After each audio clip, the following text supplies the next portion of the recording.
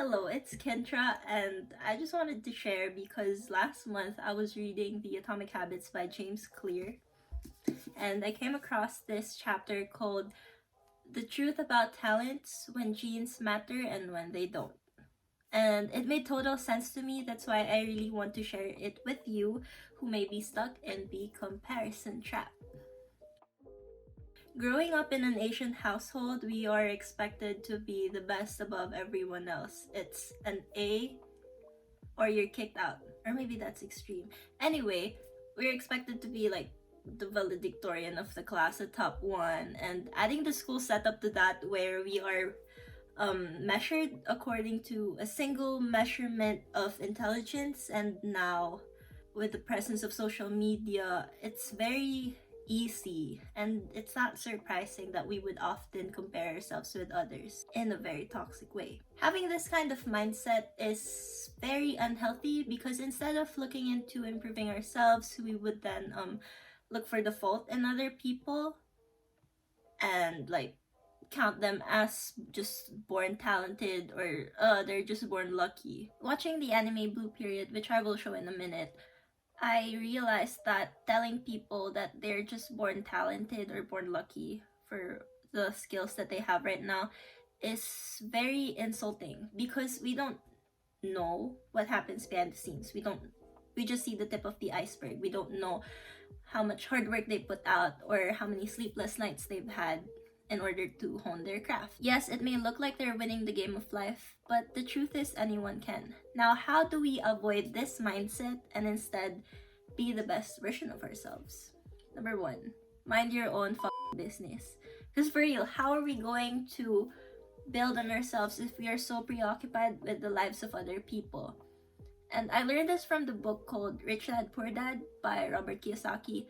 And he mentioned that successful business owners mind their own business. They believe in their capabilities, hold themselves accountable, and work towards reaching their goals. So try that.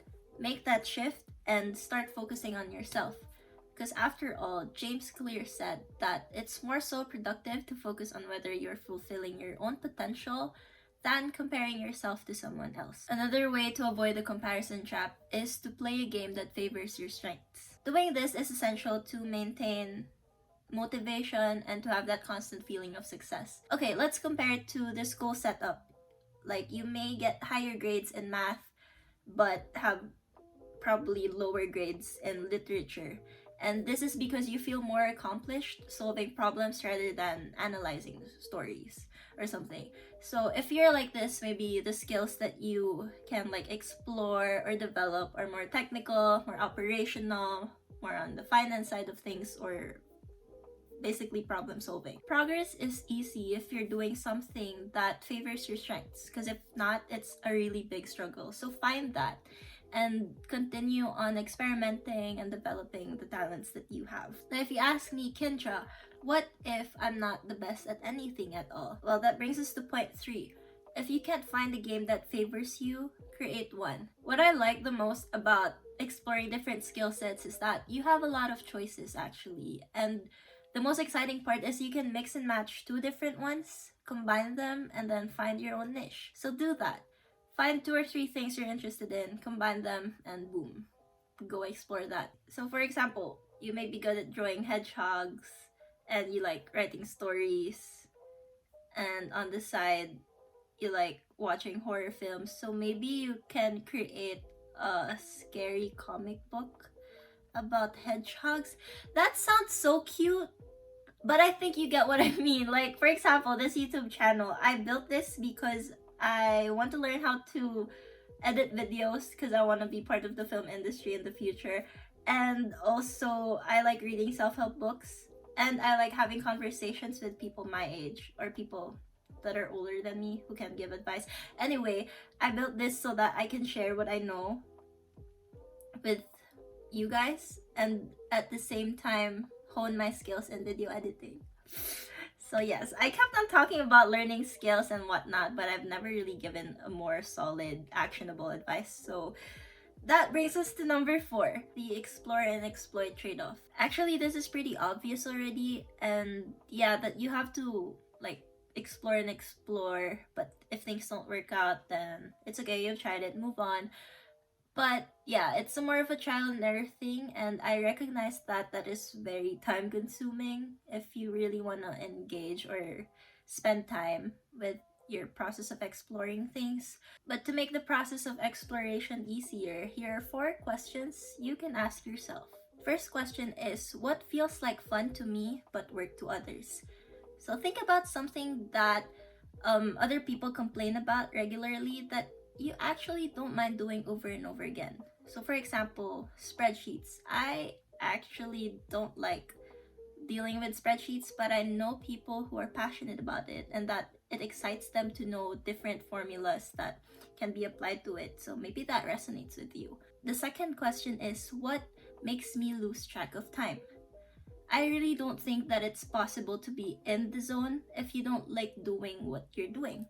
For example, when I was in school, I never liked studying for tests, but whenever I get creative projects like sketching or drawing, anyway, all those projects, I'd be in the zone, and I really don't dread working until 3 a.m. to finish those projects because I like what I'm doing. Third question is, where do I get greater returns than the average person?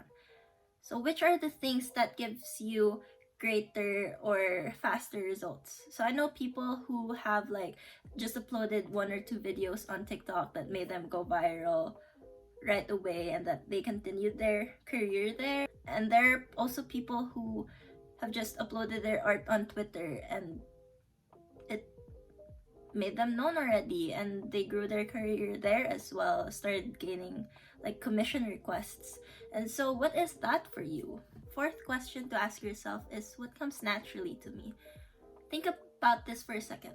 What feels authentic and genuine to you? And yeah, you can definitely reflect on those 4 questions, write them on a journal or whatever feels comfortable for you.